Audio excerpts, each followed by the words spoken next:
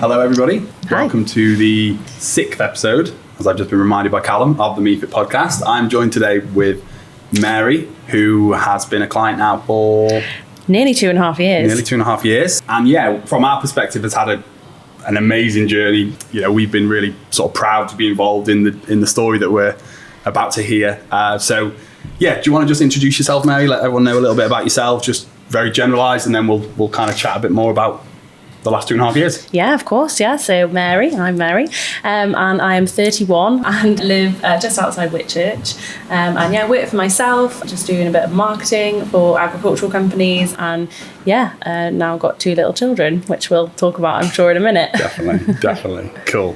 So yeah, you've got a very interesting and I think very inspiring story, I feel. So I thought that was why it was so important to get you on and sort of talk through that, because I don't think in the testimonial video we did, nowadays we have to condense them so much. People's attention span is very short. We didn't feel it did it justice, really. So yeah, if you don't mind, kind of tell us a little bit about what was going on for you in the months and years prior to MEE-FIT, and what kind of led you to eventually make a start with us a couple of years ago now. Yeah, of course. So in May of 2020, at the time of COVID, I was diagnosed with breast cancer. It was an aggressive breast cancer. I was 27 at the time. So I had a lump in my left breast. Basically, from that point, I had to go through a lot of sort of treatment. So I had surgery, I had a lumpectomy where the tumour was taken out.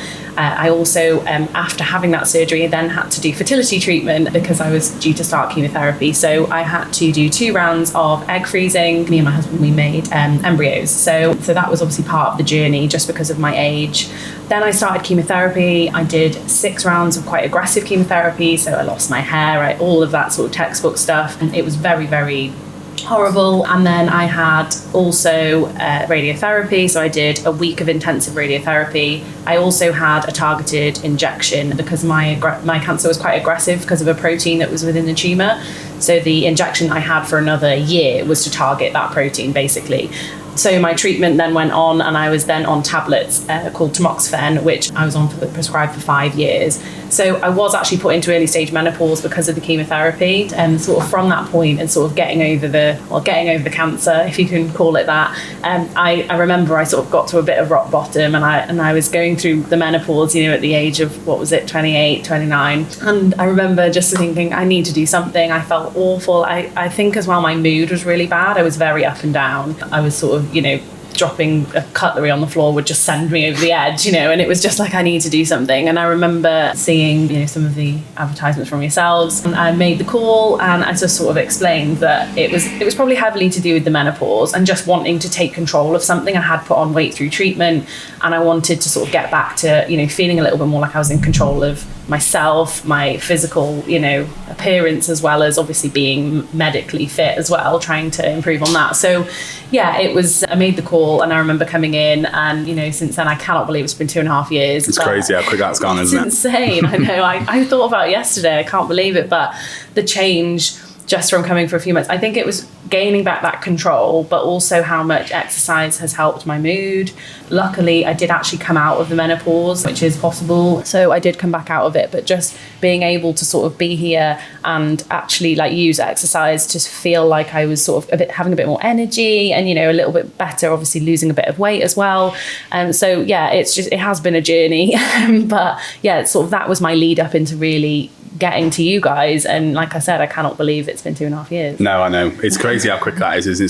So that would have been, it was early 2022 then. Yeah. It was. So yeah. it was about 2 years from your diagnosis, nearly 2 years up until the point that you were ready to. How long were you going through sort of all those treatments that you discussed? How long of a time frame was that? I mean, in the grand scheme of things, it sounds very short, but I started chemotherapy on the 16th of July. And from that point, my chemotherapy stopped about end of October. Okay. So I was having chemo every 3 weeks. And then my radiotherapy I had for 1 week in December. But then obviously I had to have these injections every 3 weeks up until for 18 months. So, and then I have obviously the tamoxifen, which I take every day as a tablet. So really my treatment probably is still ongoing because I've had to restart my tablets. But yeah, it really, in the grand scheme of things, probably 6 months. Yeah. But yeah, it was a hard 6 months. Yeah, exactly. That shouldn't be belittled, should it? No, it was probably the worst 6 months you could imagine. But Yeah. cool. And then it was about then, I suppose, what, a year or so of just recovery and sort of getting used to yourself as well. Obviously, again, being alive is the most important thing, but losing your hair, like putting on weight, steroids made me really, really puffy and, sort of swollen. And I just, very much having to adapt to not hating myself, and the hair thing was a big deal for me. Because it's not just your hair on your head, it's your eyebrows, your eyelashes, which completely shape your face. So, like as a woman, it was really, really difficult. So yeah, I spent a lot of time, probably quite low. I did actually seek, help through sort of counselling and stuff, just because I just needed a little bit of extra support. Because I think the physical state of you as well is just as important as the mental state for me. So yeah, it was tough. I mean, it's been a long road to sort of get back to being a bit more of a, sort of myself. Yeah.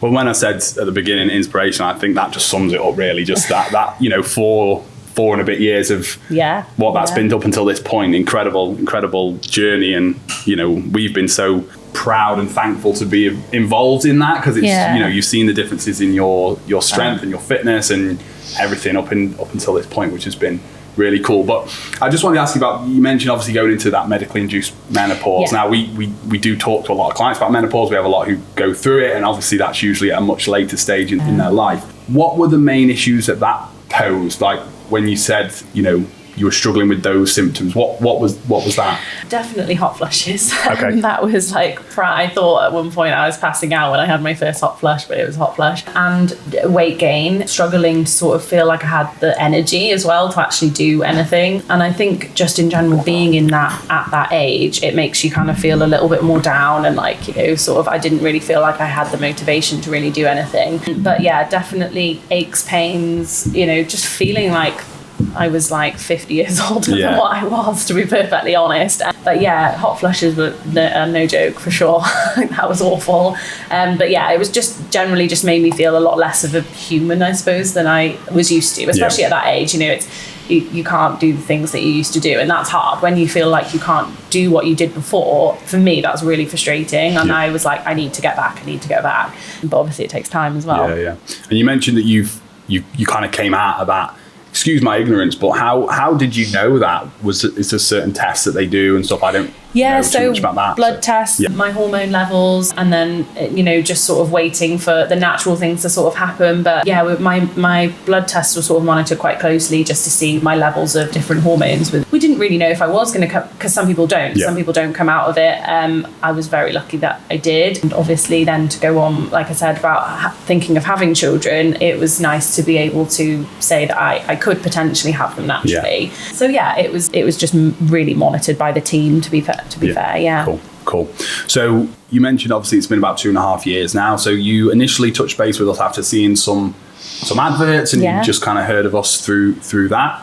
Can you remember, when did you call us? Did we call you? How did that all happen? I think I put in something on the website, and I had a call from you. Yeah, I remember just walking through my garden and just being like, oh my God, I'm just going through the menopause, and I've had this awful year and whatever else. And yeah, I think it was being a bit of an agony. I don't remember, we speak to a lot of people over the phone. Some go ahead, some don't and stuff. But I remember speaking to Shan after having the conversation with you and telling her, like, someone signed up today. Who, oh my God, like, you won't believe what's happened to her at this such young age. I remember having that conversation with Shan, and, selfishly, we get people like yourself come in and you think, wow, that's really powerful. If we can help them make some positive changes, we know that that's really great for us as well. And obviously for yourself, it's been really good. So how did you feel at that stage, sort of making that call and then kind of coming in probably in the next few days or the week or so after to kind of make a start? I mean, it's quite daunting because it's not something I've ever done in terms of like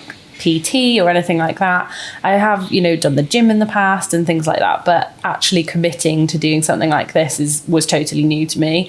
But I knew that exercise has so many benefits, not just physically but mentally, and I think after having a bit of that counselling and all that sort of stuff, I knew that it was something that I could do for myself and that I could gain a bit of control back. I like control. I like to know, that I'm doing something positive to try and better myself, I suppose. And so, the fact that I think making that call was really like tough, obviously like saying I'm going to contact them. That was like, wow, I'm actually making the first step. But I knew in myself that I was so up and down moods, and I was really unhappy with the way I looked and felt. At that age, you think, oh my gosh, I'm still in my 20s. Like, I need to do something to try and make myself feel better, again, both mentally and physically.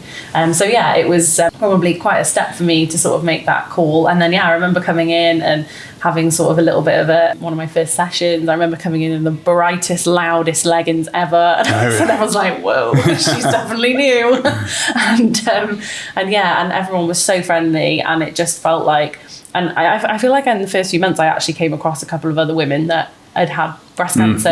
We've got a few here. Yeah, and it was just like, I actually felt like comfortable. It wasn't just like coming into a gym and going, oh, should I go on that machine because I might make myself look an idiot. It was like, people are here to help me, and you're only doing as much as you physically can. Nobody's pushing you, and they're also aware of your past, which is really important. Cool. Can you remember who did your initial session? I think it was Tommy. Was it? I think. Yeah, I think it was Tommy. I can't remember. We'll probably will have note of it somewhere. It'll be on it'll be deep in our emails or something, but I couldn't remember off the top of my head. Okay, cool. But you immediately, quite quickly, felt a lot more comfortable than you maybe feared, and you felt that it was it's probably the most consistent I've ever been with exercise in my whole life. Like, 2.5 years of coming consistently. It's something that I've never really done before. I've obviously joined gyms before, and I've gone, I'll go next week or I'll go the week after. But the consistency is something I, have never done before. So why do you think that is? Why do you think you've been able to be more consistent than you have been before? I think it's having that accountability of having the coaches. It's not, obviously, like we say, it's not just a gym. You do book on your sessions, so you have that commitment there that, you're coming. And, for me, again, I like that structure. So it's in my calendar, I know I'm coming. But also, like I said, the accountability of, the coaches, how are you getting on? And also the testing of yourself. There is things that you can push yourself to do and achieve. So it's not just like you're coming in and you're doing the same thing every day. You're doing different things and you're achieving stuff. So like for me, like achieving a new PB or something like that. So and it's it's recorded, it's celebrated, and it's recognised, and that, I think, for me is part of it. But also secondly is probably the people, not just the members but the coaches, is having familiar faces, and again, people that know you. You wouldn't get that just going to a generic gym. You just have to fend for yourself, really. But having coaches that understand, maybe if I have, I can't do something on my left side, because of that surgery or whatever, or being careful with something else, like they help with that. So I think being consistent is about coming here and enjoying it and feeling looked after as well. Love that. So what have been the main kind of outcomes then so far in the 2.5 years? Like, what have been the main things that you've achieved along that time? Definitely improved my strength. I never really was never thought of weightlifting or anything like that before, and obviously absolutely love it now and see the benefits. So I've become stronger. I can tell I'm stronger. My body composition is definitely different. I did do, when we were doing the 6-week accelerators, so I did do one of those actually for, it would be like, last year before. And I actually managed to get to probably the lightest I've been, since I was probably like 15 or something. And I think all in all, I'd lost just over 2 stone at that point. And that was purely from coming here and having that accountability, but having the support with my diet and my nutrition. And so, I was coming in and we were checking my diary and my food diary and all that sort of stuff to see, what I was eating and if I could improve it. And that was, again, it's that accountability. I would have been free if it was a free for all. I never would have lost the weight that I did. So for me, the weight loss is important. Yeah. And so I think the main achievements for me are definitely just improving my strength, my weight loss, but also like even my husband said, like after being here for a few months, he's like, you're a different person, like you're so much happier. Yeah. So, and like I said to you, coming in is so important to me. So it is something that I have to fit into my schedule because it is important to me. Yeah. And I'm presuming that that's even more difficult now, which we'll talk about in a minute. But before we do, so you were probably here then for 1.5 years or so until you obviously had the fantastic news you did have. So in that time frame, obviously you mentioned you lost quite a lot of weight, got stronger. What did you do in that time frame? Like in terms of what did your weekly routine look like? What were some of the changes that you made to your nutrition? Like, how did you achieve those goals? So I was coming in for my PTs twice a week, and then I was doing a team session as well. I was trying to come in at least 3 times a week. Minimum. And then also with my nutrition, I was trying to up my protein, which again was something I learned from you guys, was sort of making sure that I was upping that, but also like counting calories, but not being silly. It was making sure that I am coming in to train a decent amount of times a week, sometimes more than 3 times. So I need to obviously fuel my body as well as not going on 1,200 calories a day and then wondering why I'm not sticking to it. It was doing a proper healthy weight loss. So and then when we were in my sessions, it was building upon strength and things like doing more of adding more weight on, but not being silly about it and all that sort of stuff. So I definitely think it was a good mixture of those 2 things, within my personal life, encouraging me to maybe do a couple of extra steps a day. And, if it's like, I remember, I think it was Tommy saying to me, like, we can only do so much here. It's about what you can do at home as well. So, you've got to try and do that. And so, it was definitely a mixture of those things, but I definitely took a handle on my diet. Like, diet's obviously so important, but the help of having my food diary looked at and, Tommy sending me tips and stuff was... The reason I love that answers that question, it was the same, we did another podcast a week or so ago with Dale, who's kind of been on quite a weight loss journey himself, and very similar sort of thing, like nothing too crazy, nothing too drastic, like simple changes, up in protein, being a little bit more mindful, living a slightly more active lifestyle, nothing that kind of anyone's going to look at and think, oh my God, like that sounds like unachievable, or I couldn't stick with that. Doing it and being made accountable. That's like coming in and them going, right, and you're going, gosh, I have to send them my food diary today. Like, so you've got to be good. And that's part of it. Like, if you want to lose the weight, that's what you've got to do. It's not easy, but committed to it. Cool. And you've shared loads of it. I'll maybe in like the show notes or something, we can pop a link to Mary's Instagram or something, because you shared quite a lot. Do you find that helps you, like sort of putting it out there that this is something I do, and sharing it with other friends and family and stuff? I've always used my Instagram ever since I was diagnosed as sort of something to show other people that I'm friends with. I met a lot of women who were under 35 who went through treatment the same time as me. So, showcasing like my life and how I've built upon it, because you can really spiral into a bad place. So, how you can, do things to help, and, like I said, physically and mentally.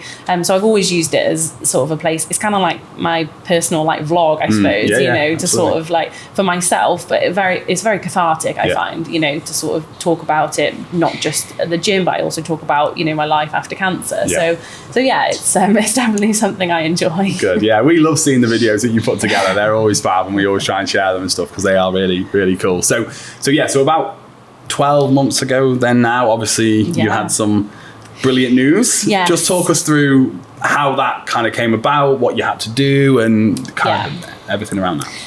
So took the decision that we wanted to, we always knew we wanted to have children, but obviously with my background with the cancer, it's not always that easy, because I was on tamoxifen, prescribed that for 5 years. So I spoke to my oncologist about taking a break. I took a break for 6 months, and then we were told that we had to sort of try naturally for a little bit, and that just sort of wasn't happening. But we also knew we had our embryos, frozen, ready to go.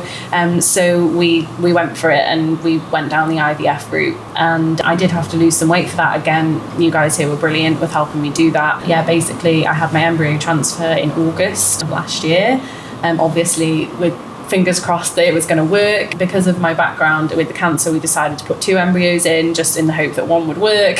Both of them worked. We got the news that we had twins on the way, which is very, very exciting. But a huge journey to sort of get to that point. The IVF stuff is no joke, the injections, and also my cancer was hormone positive, so I was taking a huge risk by coming off my tablets and also injecting myself with hormones to sort of get ready for that. So a huge risk on myself. The oncology team were very much telling me what the risks were involved. But now that I've had them and I'm not breastfeeding because I actually can't, basically I'm back on like tablets again. So it's been a huge journey. So they're nearly 3 months old now, and they've sort of come out unscathed, which is amazing. But the changes as well to myself, and keeping knowing what's right and wrong with my body and going through that was really, really big. But I was so great to come here. I think I trained up until 34 weeks, and only because I was like really bad with like swollen ankles after that and stuff. But yeah, it was so good to come and train. And I think actually my recovery, because I had a C-section, was actually better because of the fact that I had trained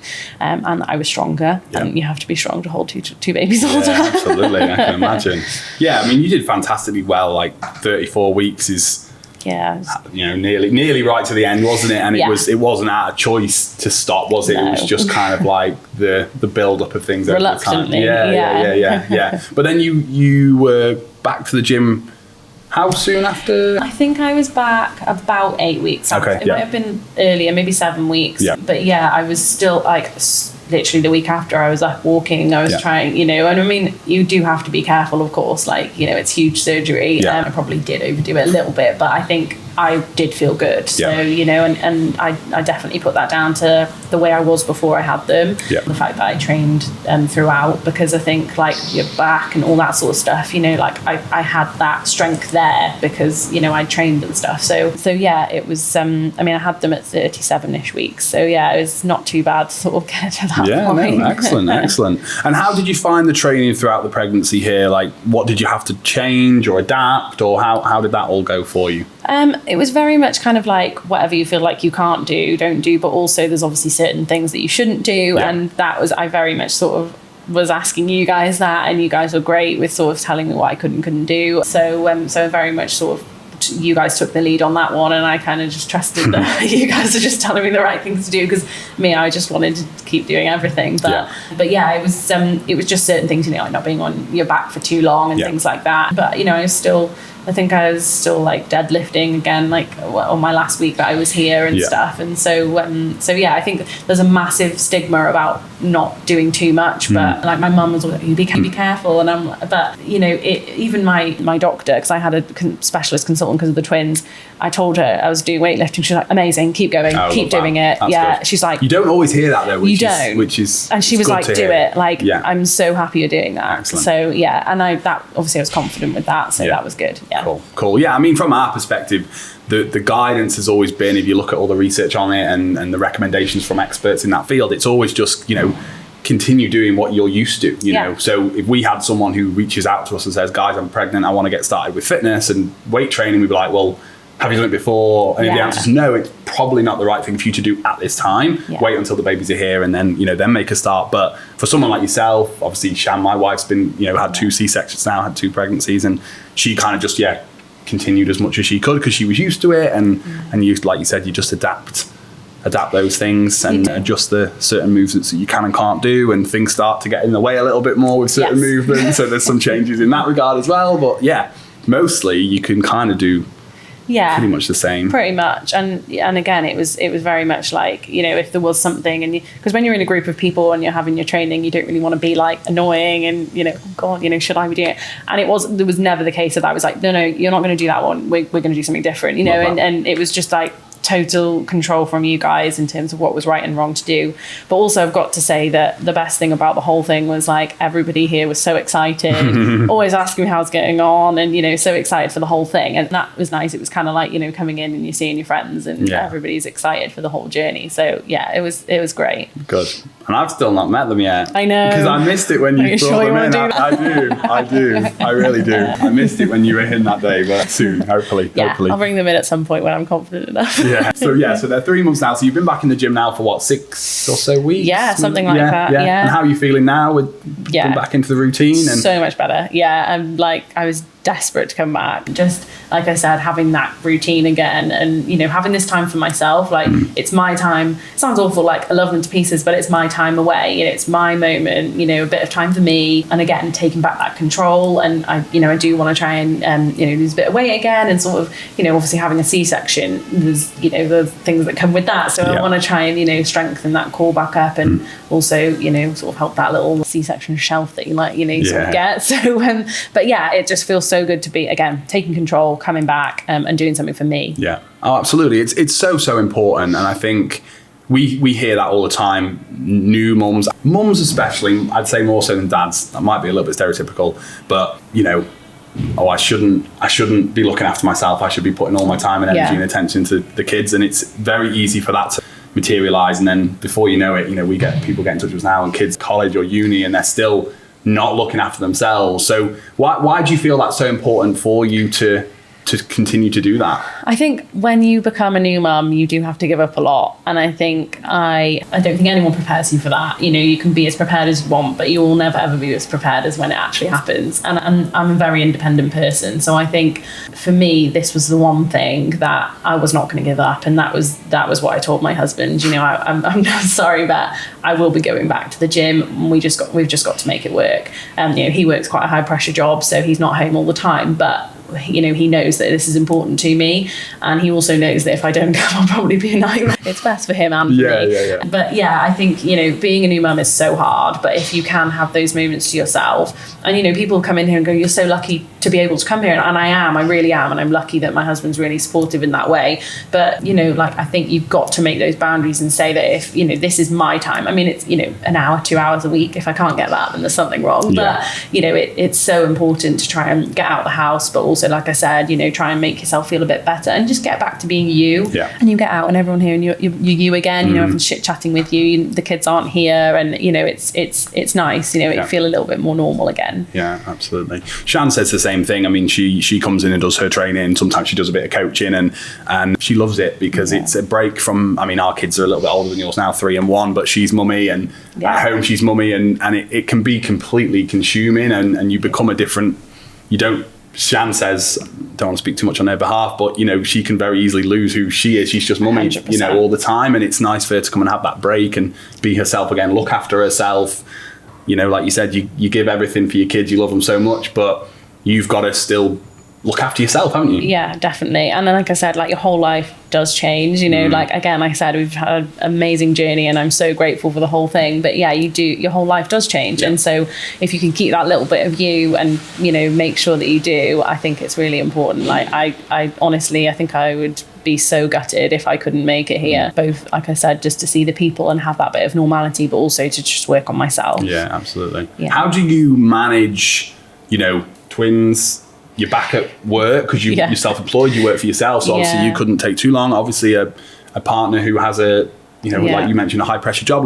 How are you managing that? What does a week look like, and how do you manage coming and doing things like this or getting your training in? I always say to people it's about survival. I'm literally just surviving, probably flying by the seat of my pants a little bit at the moment, but I do have a little bit of help with the kids a couple of hours a week, so that helps me get work done, and I've obviously had to drop back a little bit of work, but I am very ambitious and I've always been a career person, so I'm gonna try and get back into a bit more of a routine as soon as I can, but it is very much every day is different. You just gotta get on with it and just hope that you make it through another day.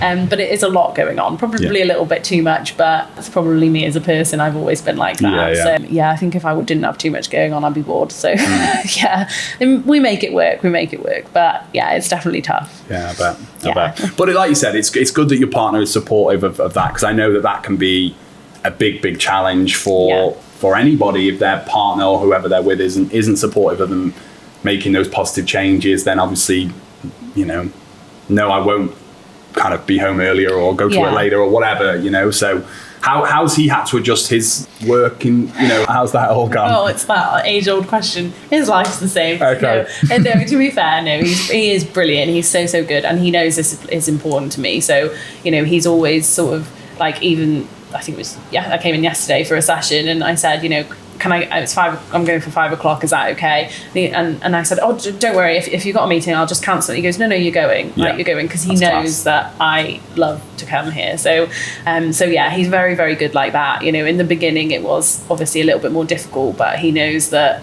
if I don't come, it'll probably be worse for him anyway, because I'll just be in a right mood. But he is really good, and he just says, at the end of the day, he knows that I couldn't not come here because of my whole, mentally and everything. It's changed me as a person, so he's seen that for himself, so he knows that it's really important. Cool. And you had some pretty good news Yes, a week or so I ago. did, Just talk me through that. Yeah, so I've had 2024, so I've had my third clear mammogram. Yeah, so basically I have to have them every year now. And yeah, I was really nervous because I obviously braked my tablets to have the children. So I was really nervous to go in and have it. I was almost kind of expecting it to be bad news, which, you know, I think you always do. But yeah, I had my clear mammogram, no sign of anything. So obviously, you know, you still need to keep checking yourself. But yeah, amazing news and really massive relief. So good. All looking good. Excellent. And how much longer have you got? Did you say you've still got to take those tablets now for another 3 years. Okay. Yeah. So another 3 years on so I did have my first hot flush again the other day. Okay. I don't think I'll go back into any form of menopause, but they do come with those sorts of symptoms and stuff. So yeah, they're not the nicest, but it's a small price to pay for a tablet every day. So, absolutely. Yeah, because they basically block the estrogen from attaching to any sort of cancer cells. So it's not the nicest of tablets. Like I said, I'd rather take that than the other option. Yeah, absolutely. Yeah. Absolutely. Cool. So what does your sort of goals and aspirations with your fitness and stuff look like now? Like now obviously you've had the babies, they're obviously developing and you're back into a routine of sorts. Yes. What's now kind of the future vision for you from a health and fitness perspective? I definitely want to get back down to the weight I was before having them. Definitely on my list of things to do, but also go back to the strength. You know, I've been a little bit more careful coming back. So, you know, just sort of get back, but also improve. You know, I was getting on a really good journey while I was here of sort of getting stronger. So I want to keep doing that and you know, building upon that. You know, I don't want to just plateau now. I want to just keep going. And, you know, as we sort of get more into a routine with the kids and work and everything, I think it will get a little bit easier. But yeah, there's no giving up from me. I want to, you know, keep going. I'd like to just get, like, you know, I'm always saying I don't want to let myself go. Like, I want to keep control of everything and, you know, and do my best to sort of, you know, be healthy, because I think that's important, not just from, you know, in general, but also from a reoccurrence point of view. You know, weight is a big thing for reoccurrence, especially with an estrogen positive cancer. Right. So yeah, you know, keeping your weight down is important. So that's definitely high on my list of goals for sure. How have you got on with nutrition and stuff since? Because I know that it's kind of like the last thing on your mind for quite a while. I mean, do you feel like you've been able to get back on track with that at this point, or is that something that you feel like you're gonna? Each day is different. Okay. It's tough because some days when you've not had much sleep, all you want is a big bar of chocolate.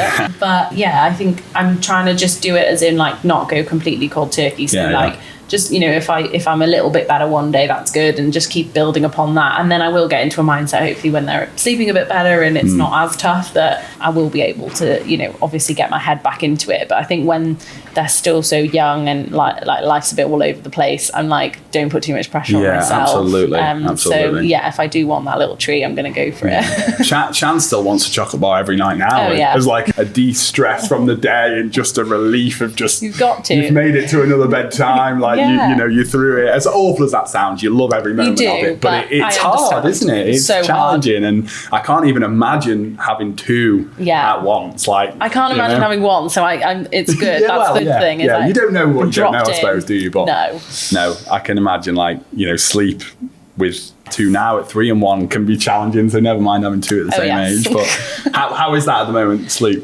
They're getting better. Cool. Yeah, the other day we had a 8:15 till 5, which was amazing. Jeez. Yeah, I know. But then, you know, last night they were both awake at sort of 2, but then they didn't get up again until sort of 7. So we're doing okay. We're probably up once in the night. At the moment. Yeah, smashing it. I know. Well, I don't know. It could all go backwards. That's but the problem, see. isn't it? You hear these like regressions and all these things that are talked about quite a lot. So but you got to just you get used to it. You never get into a routine, do you? Like, we're still not now. Like, both of them were in our bed last night. Like, Shan wakes up for the gym this morning and they're like across the bed. So me and Shan are like either end of the bed. Shan's basically falling off and they're just like long ways across the middle, sideways. So yeah, every day it's like everything different for them, you see, you know, as long as they're comfortable. No, the two of them, I think they're still in our room. So the only thing is, like, next to me, crib on either side of the bed, or both on your side? They were in the same one to start with, but now they've got two separate ones, which are both on my side. But yeah, to be fair, I think we're probably going to look at maybe putting them in their own room maybe before the 6 months, because our house would be close anyway, but also just because we're waking them up when Dave's going off to work early. And we did with Marshall. He went into his cot after about five and a half months, and then Max was a little bit later, I think, but you just got to see what feels right. I think somebody said to me, you will know when it's the right time. And I think that's the best advice, isn't it? Yeah. Cool. We work with a lot of clients. We get a lot of people who come to us who are in a probably not quite similar journey to yourself, but I'm thinking more specifically around the fitness side of things, the more standard, the weight loss and stuff. Why do you feel like you've been able to be as successful as you have been? Like, what have you done differently, or what do you feel people need to do differently to get success like what you have? Because you did achieve your targets pretty well, like with the weight loss. Obviously you've had the pregnancy and the kids and stuff, which has kind of like changed things a little bit, but what would be your advice to someone who's maybe struggling with their weight or wants to make a positive change? I think you've really got to get into that mindset. You've got to accept to yourself that it's time for change and that you're committed to doing it. I think if you don't commit and you're not ready, then it's probably not, it's going to be difficult, and you might not succeed or be consistent. So I think it's definitely, accepting with yourself that it's time and I've got to be committed, because it's not going to happen unless you're committed. And you do have days where it's off days, you do, of course, like that's life, but I think you've got to accept that as well, that it's the long game. It's not, we've always said this here, it's not you're not going to lose 2 stone in 2 weeks. Like, it is a long game, and I think that's what I was always really impatient, and probably still am, but I think I've realized that what I achieved over like whatever it was, a year and a half of being here was amazing, and again, like and it was consistently keeping on, the weight was keeping off, like my strength was improving. It wasn't like, oh, I lost 2 stone and then I was then going to put it all back on again. It was just like, I'm still lighter than what I was when I first came to the gym, when I had the 2 and I had the babies. So it's just making sure that you're committed to it, because I think consistency is key, but also making sure that in yourself you're at that right place in your life to do that, accepting that there's off days but getting back on it again.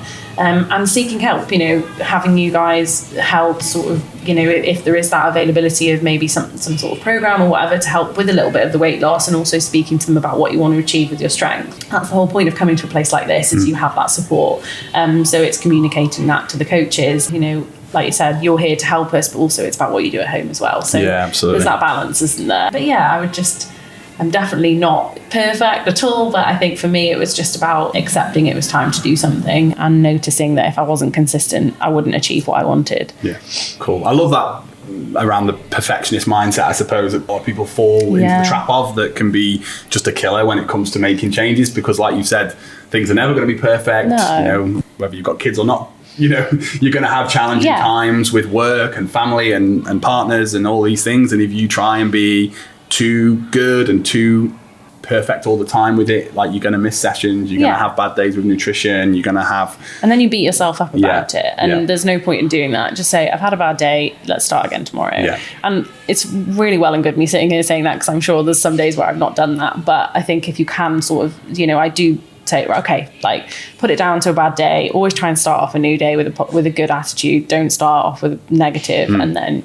just try your best. Like, that's all you can do, is try your best, absolutely. Isn't it? So. Yeah, and nobody is perfect, are they? And even the people who get the best results still have bad days, and maybe they don't deal with it straight away, but they do. Yeah, exactly. At some point deal with it, and not let it spiral into, I'm just completely off the wagon now, and it's been a week or 2 weeks or a month and 3 months and I've done nothing about it, So excellent. I think we've taken enough of your time there, Mary, and I know that you've got about 5 minutes until you need to get back to the twins, so we will finish up there. I'd like to say a big thank you for coming on the podcast. Thank you, guys. It's been brilliant for me, and I'm sure you've enjoyed yourself, Cal, as well, sat here listening to that story. It's been incredible. So a big well done. But no, thank you guys, honestly. Yeah, it's like, it sounds cheesy, but it has changed me completely. So a huge thank you to you guys, definitely. We had the same discussion with Gail, and I think, people often sit and say, it's thanks to the coaches and all that, but I think you've put the work in. Like, you've got here 2, 3, 4 times a week. Whenever. Team effort. Let's take it as a team effort. It's been incredible to see, and I'm very much looking forward to meeting the little ones when you're next able to bring them down. But thank you for coming on, and thank you for listening, everybody, and we will see you in the next episode.